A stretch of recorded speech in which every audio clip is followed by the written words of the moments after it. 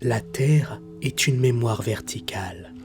On y range les villes effacées, les chemins déplacés, les morts que l'on préfère oublier. Les archéologues appellent cela la stratigraphie, des couches de terre qui se superposent, chacune correspondant à une époque.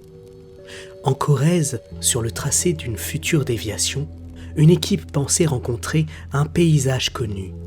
Un petit cimetière celte, des tombes, quelques bijoux, un rapport de plus sur la proto-histoire. En creusant un peu plus bas que prévu, ils ont découvert autre chose. Une place souterraine, une ville enterrée avant l'histoire, et un héritage qui ne passe ni par les objets, ni par les livres. Bienvenue dans le noir.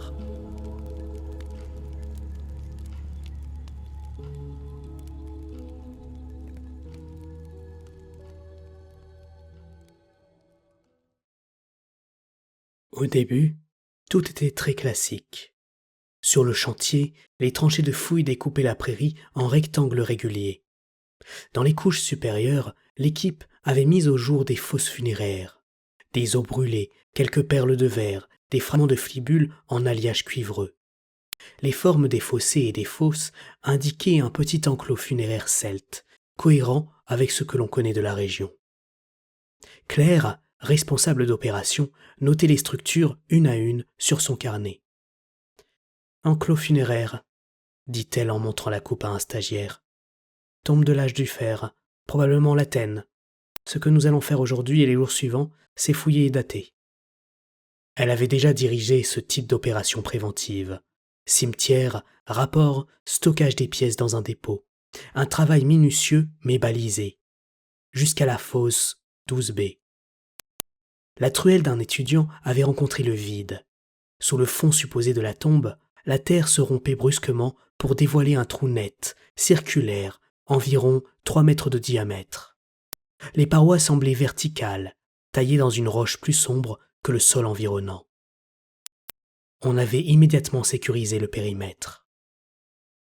Un géologue mandaté par la préfecture s'était penché au-dessus du vide, lampe à la main.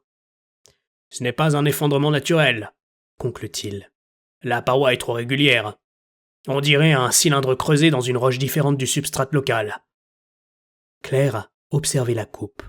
On distinguait nettement les couches. Humus, labour moderne, niveau lié au celte. Puis cette coupure nette qui transperçait tout, jusqu'à disparaître dans l'obscurité. Quelque chose avait été creusé ici avant, ou au moins indépendamment du cimetière. Quelque chose que les Celtes avaient recouvert sans le savoir. Le nom du professeur Aubry apparut dans le mail de la direction scientifique. Spécialiste des architectures enterrées et des occupations anciennes, il arriva 2 jours plus tard. Aubry fit le tour du site, silencieux. Il observa les plans, les coupes, les objets, puis s'arrêta au bord du puits. « Vous avez là un cimetière de surface très classique, » dit-il. « Mais au milieu, il y a une interruption verticale qui traverse toutes les couches. Cela signifie donc qu'avant que ces gens viennent enterrer leurs morts ici, il y avait déjà un aménagement. » Il leva les yeux vers Claire. « La question est simple. Est-ce que vous souhaitez refermer ce trou sans savoir ce qu'il coupe ?» Les mesures géophysiques menées par Malik, le géophysicien, confirmèrent l'intuition. Le radar de sol révélait, autour du puits, des vides organisés, des galeries rectilignes, des volumes circulaires, un réseau qui n'avait rien de chaotique. « Regardez », expliqua Malik dans le bungalow en projetant les données. « On a des couloirs qui se croisent à angle droit, des salles en anneaux comme des places. Il ne semble pas que ce soit une grotte ni un effondrement. C'est une sorte de plan. Un plan souterrain sous un cimetière, lui-même sous un futur échangeur routier. 3 époques, 3 usages, superposés sur le même point. » La première descente fut autorisée avec réticence. Cordes, harnais, détecteurs de gaz, liaison radio permanente avec la surface. La procédure était stricte. Aubry descendit le premier. Malik suivit. Claire ferma la marche. La paroi du puits sous sa main gantée n'avait pas la rugosité du calcaire. C'était lisse, légèrement strié. Un matériau sombre que la lampe faisait à peine briller. À une vingtaine de mètres de profondeur, ses pieds rencontrèrent un sol plat. Elle détacha son descendeur et s'écarta pour laisser de la place aux autres. La lumière de leur lampe frontale se posa sur une galerie. Haute d'environ 4 mètres, large de 5, parois verticales, plafond presque plat. La même roche noire lisse, parcourue de fines lignes circulaires, comme si quelqu'un avait gravé des sillons réguliers sur toute la longueur. « Tu as déjà vu ça quelque part ?» demanda Malik. Claire secoua la tête. « Non, ce n'est ni celte, ni romain, ni médiéval. Ce n'est pas une carrière. C'est une construction qui n'a jamais été baignée par la lumière du jour. » Ils avancèrent prudemment. La galerie s'élargit, puis déboucha d'un coup sur un espace immense. Devant eux s'ouvrait une salle circulaire, un véritable amphithéâtre creusé dans la roche. Des gradins concentriques descendaient vers le centre, formant des anneaux continus. 7 niveaux, peut-être davantage, disparaissaient dans l'ombre. Au centre, légèrement surélevée, une dalle ronde, parfaitement lisse, parfaitement noire. Claire fit un pas en avant. Elle connaissait les oppidums celtes, leurs remparts, leurs maisons de bois, leurs rues sinueuses. Ici, il n'y avait ni mur de torchis, ni poterie brisée, ni traces de foyer. Seulement une architecture minérale pensée pour recevoir des corps assis tout autour d'un point focal. « C'est une place, » murmura Aubry. « Une place sans ciel. » Elle se surprit à compter mentalement le nombre de personnes qui auraient pu s'asseoir là. Une communauté entière, peut-être plus, rassemblée sous terre autour de cette dalle centrale. Elle eut la sensation très nette de ne pas être la première à se tenir au bord de cette place. C'était comme si cette salle avait attendu longtemps qu'on la remplisse à nouveau. Les jours suivants, ils cartographièrent le réseau.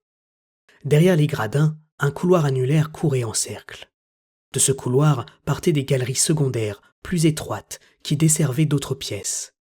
Dans l'une d'elles, ils trouvèrent des crânes. Le couloir en question était plus bas, plus intime. À intervalles réguliers, des niches creusées dans la paroi accueillaient chacune un crâne humain, soigneusement calé. Claire s'approcha du premier. L'os avait pris la teinte de la roche, un beige grisâtre. À la base du crâne, un trou net. D'autres perforations plus petites longeaient parfois les sutures. On en trouvait aussi au niveau des tempes.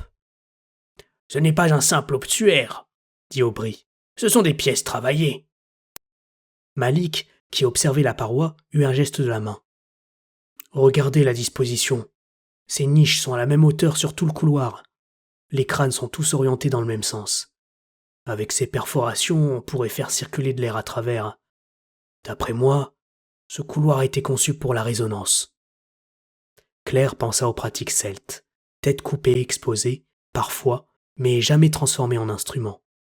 Ici, la tête semblait faire partie d'un dispositif.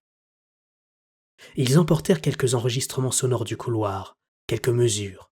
Il n'y avait à ce stade-là aucune conclusion, mais Claire sentit comme un malaise grandissant à la naissance de son ventre. C'est Malik qui proposa les essais acoustiques. Il installa un haut-parleur sur la dalle centrale, quelques microphones sur les gradins et dans le couloir au crâne. L'idée était simple. Envoyer un signal bref, un son neutre, et observer comment la structure réagissait. « Une impulsion, » expliqua-t-il à Claire. « Si la salle se comporte comme un simple volume, on aura un écho classique. Si elle est vraiment conçue pour le son, l'écho sera autre chose. » Il déclencha un premier clic sec. Le son se propagea, heurta la dalle, les gradins, les murs. Mais au lieu de mourir rapidement, il sembla se décomposer, partir dans plusieurs directions, revenir par vagues successives. On l'entendit glisser le long des rangées, disparaître dans le couloir des crânes et ressortir différemment. De retour au bungalow, ils écoutèrent les enregistrements. Au début, c'était un bruit complexe, un entrelac de réverbération. Puis, à force de repasser les mêmes quelques secondes, leur cerveau commença à y décerner des motifs. Certaines séquences revenaient identiques, comme des fragments de syllabes. Il ne s'agissait alors pas d'une langue identifiable. « Bon, on ne peut pas affirmer qu'il s'agit de paroles, » dit Malik. « Mais c'est clairement pas un écho aléatoire. Les volumes, les crânes, tout cela filtre le son d'une manière très spécifique. On est face à une architecture pensée pour conserver une forme sonore. » Claire se tut.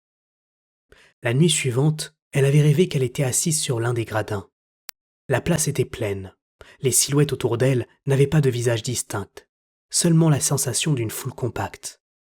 La dalle noire vibrait, et une voix, partout à la fois, disait « Tu es revenu à ta place ». Aubry, lui, se concentra sur les ossements. Un prélèvement très fin fut réalisé sur quelques crânes. Les fragments partirent en laboratoire pour analyse génétique. Parallèlement à cela, une collecte de salive fut faite auprès de l'équipe et de quelques habitants du village voisin, officiellement pour une étude sur la mobilité ancienne des populations. Les résultats arrivèrent un soir de pluie. Aubry aligna les feuilles sur la table du bungalow. « Les crânes appartiennent à une population assez homogène, » expliqua-t-il, « et ils ne correspondent pas au profil celte que l'on connaît ici. Mais ce qui me pose question, c'est ceci. » Il désigna une colonne de chiffres, un motif récurrent. On trouve une signature génétique assez rare dans ces crânes, et la même signature, en plus faible, chez quelques habitants actuels. Chez moi, chez toi, Claire, et chez Malik. Claire sentit un froid particulier la traverser. « Tu veux dire que nous avons un lien de parenté avec ces gens ?»« Lointain, oui, » répondit Aubry. « Comme si la population qui a occupé cette ville souterraine avait laissé une trace dans certaines lignées locales. Une sorte de noyau ancien, discret, mais encore présent. » Il marqua un temps. « Cela expliquerait peut-être pourquoi nous avons pu descendre jusqu'ici sans que tout nous tombe sur la tête. » Il l'avait dit sur le ton de la plaisanterie. Mais ses deux compères prirent la remarque de manière grave. Hugo, l'étudiant le plus jeune de l'équipe, était aussi celui qui passait le plus de temps en bas. Il dessinait, enregistrait, notait ses impressions avec précision. « Quand je reste dans le couloir des crânes, disait-il, j'ai vraiment l'impression qu'ils reçoivent quelque chose, comme une station relais. Le bruit de fond n'est pas neutre. » Un matin, il descendit seul pour installer un micro supplémentaire. Il ne remonta pas à l'heure prévue. On coupa la corde, on vérifia la ventilation, on appela son nom dans la radio. Rien. On retrouva sa caméra sur une étagère du bungalow, là où il la déposait après chaque sortie. Elle avait enregistré sa dernière descente. Ils se rassemblèrent autour de l'écran. On vit Hugo descendre par la corde, atteindre le sol, se détacher. Sa lampe éclairait fugitivement la galerie principale. Puis, il se tourna vers une ouverture secondaire, un couloir qu'ils avaient à peine cartographié. Il y entra avec une assurance étrange, sans faire le moindre commentaire. Le couloir semblait plus étroit. Les lignes sur les parois étaient plus denses, presque serrées les unes contre les autres. L'air semblait plus lourd. On entendit sa respiration régulière. Au bout du couloir, une petite salle circulaire. Au centre, une fosse d'1 mètre de profondeur, remplie d'une matière noire, immobile, sans reflet. Hugo s'approcha du bord. Sa caméra penchait légèrement. Le micro capta un son très bas, difficile à distinguer. Une sorte de chuchotement collectif, comme si plusieurs voix parlaient en même temps derrière un mur. Sur le moment, ils n'entendirent pas de mots, mais tous eurent la même sensation. Ce n'était pas un son venu du hasard. Hugo ne dit rien. Il semblait écouter. Puis, sans hésitation, il se laissa tomber dans la fosse. L'image se brouilla, heurta le bord, pivota. On aperçut un fragment de plafond strié, puis plus rien. L'écran devint noir, mais le son continua. Ce que le micro enregistra ensuite ne ressemblait à rien de connu. Des bruits de frottement, de craquements sourds, comme si quelque chose se recomposait. De temps à autre, une respiration trop profonde pour être celle d'un seul thorax. À un moment, une phrase se forma. Celle de Hugo, mais la diction était étrange. La cité se souvient. Les descendants descendent. Le cercle se referme. La vidéo se poursuivit encore plusieurs minutes, faite de bruits indistincts, puis se coupa. Le silence dans le bungalow était complet. La préfecture exigea l'arrêt des fouilles et la fermeture du site. On parla d'accidents mortels, de risques d'effondrement, de danger pour le personnel. Le puits devait être comblé au plus vite. On va couler une dalle, résuma Malik. On met tout cela sous béton et on passe à autre chose. Aubry resta longtemps penché sur les plans. On ne met pas un système comme celui-là sous béton, dit-il finalement. On le recouvre. Ce n'est pas la même chose. La veille de la fermeture, ils descendirent une dernière fois. Claire, Malik et Aubry. Officiellement pour vérifier l'absence de poche de gaz. Officieusement pour comprendre jusqu'où allait l'héritage que cette cité semblait revendiquer sur eux. En bas, quelque chose avait changé. La grande place paraissait plus dense. Sur certains gradins, la roche n'était plus parfaitement lisse. Des formes émergeaient du dossier, comme si la pierre avait commencé à expulser des silhouettes humaines. Claire s'approcha de l'une d'elles. Le profil en cours de formation lui était familier. La courbe du crâne, l'angle de la mâchoire, la ligne du cou. C'étaient les siens, simplifiés comme un portrait en bas-relief en train de naître. Mais c'étaient bien les siens. Plus loin, une forme rappelait Malik. Sur un siège plus haut, une posture penchée évoquait Aubry. La cité ne semblait pas attendre qu'ils meurent pour les accueillir. Elle sculptait déjà d'autres versions d'eux à la place. La dalle centrale, elle aussi, avait évolué. Sa surface vue de près était couverte d'un relief microscopique, comme un mélange de cartes et d'empreintes digitales. En posant la main dessus, Claire sentit une chaleur faible, mais réelle. La voix se manifesta de manière parfaitement nette. Vous avez apporté nos formes en surface, dans vos sons, vos images, vos récits. Vous avez copié notre plan dans vos têtes. Maintenant, prenez place. Rendez ce qui nous revient. Des images affluèrent, des parkings souterrains en ville, des tunnels de métro, des salles circulaires de complexes modernes. Partout, des rampes en spirale, des plafonds bas, des volumes qui, sans le savoir, retrouvaient les proportions de cette place sous la terre. Dans ces lieux, des groupes d'humains s'asseyaient déjà en cercle, par hasard ou par fatigue. Ils parlaient, chantaient, enregistraient, et les sons qu'ils produisaient glissaient discrètement dans la même forme, le même motif. La cité n'avait plus besoin qu'on creuse jusqu'à elle. Elle se reproduisait dans les plans, dans les architectures, dans les enregistrements. Aubry posa sa main à côté de celle de Claire sur la dalle. « Nous portons cette chose dans nos résultats, » dit-il d'une voix calme. « Dans les fichiers sons, dans les plans, dans les rapports. Si nous remontons tous les trois, nous l'emmènerons avec nous. » Il se tourna vers Malik. « Toi, tu remontes, tu fais boucher le puits, tu détruis ce que tu peux détruire. Nous allons rester. C'est notre responsabilité. » La vibration de la dalle se fit plus intense. Des fissures se dessinèrent autour d'eux, en cercle. Les silhouettes de pierre sur les gradins semblaient s'incliner légèrement. « Non mais vous délirez !» souffla Malik. « On ferme pas un système entier en restant assis au milieu. » Claire le regarda. « Nous ne le fermerons pas, » dit-elle. « Nous pouvons au moins éviter d'en être les vecteurs directs. » Il hésita, un instant, puis recula. La corde l'attendait dans le cylindre noir du puits.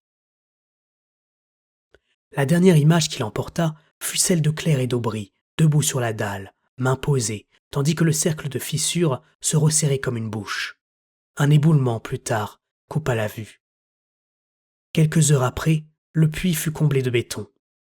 Officiellement, il ne resta que des fiches de déclaration d'accident, des rapports de gendarmerie, quelques lignes dans un dossier administratif.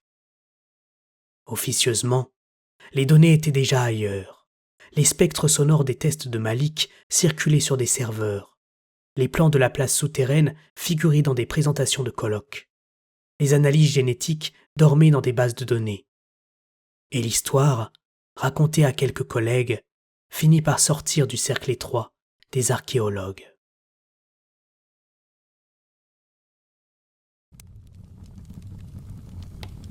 On croit souvent que les sites archéologiques restent là où on les a trouvés, figés dans la terre. Certains, pourtant, voyagent très bien. Ils se déplacent dans les schémas, dans les sons qu'on enregistre, dans les récits que l'on répète. Ils se redessinent dans les parkings, les tunnels, les caves, chaque fois que quelqu'un reproduit sans le savoir leurs proportions. Ce soir, dans le noir, nous avons suivi une équipe qui pensait inventorier quelques tombes celtes. Sous ces tombes se trouvait une ville sans poterie, sans maison, sans rempart. Une ville qui n'avait gardé qu'une seule chose, une forme et la capacité de se rappeler de ceux qui la portent encore en eux. Si un jour vous vous retrouvez dans une salle circulaire en sous-sol, avec des rangées qui descendent vers un centre, regardez où vous choisissez de vous asseoir.